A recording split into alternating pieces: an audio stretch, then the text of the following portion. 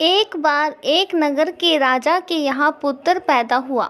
इस खुशी में राजा ने पूरे नगर में घोषणा करवा दी कि कल पूरी जनता के लिए राज दरबार खोल दिया जाएगा। जो व्यक्ति सुबह आकर सबसे पहले जिस चीज़ को हाथ लगाएगा वो उसी की हो जाएगी।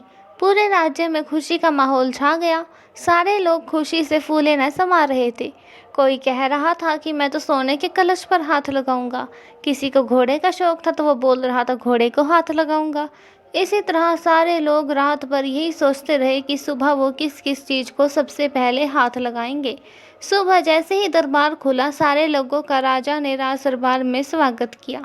जैसे ही सबको अंदर आने का आमंत्रण दिया सभी लोग राजमहल में रखी कीमती चीज़ों पर झपट पड़े।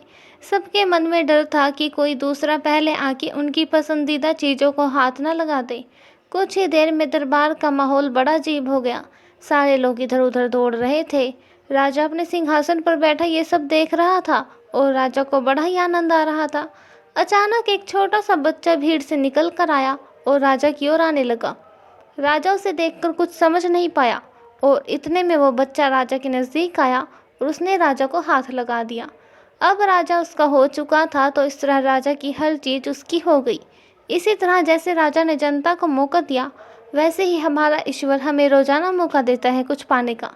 लेकिन हम नादान हैं और ईश्वर की बनाई हुई चीज़ों को पाने में अपनी पूरी शक्ति लगा देते हैं। किसी को गाड़ी चाहिए तो किसी को बंगला, किसी को पैसा तो किसी को शान शौकत।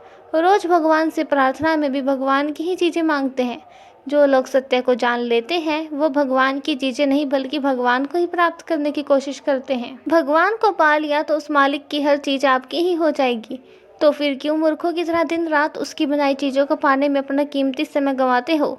सीख, उस ईश्वर की स्तुति करो, उसे पाने की कोशिश करो, फिर उसकी हर चीज़ आपकी हो जाएगी। दोस्तों, ऐसे ही और कहानियों को सुनने के लिए हमारे channel the quest of spirit से जुड़े रहिए। धन्यवाद।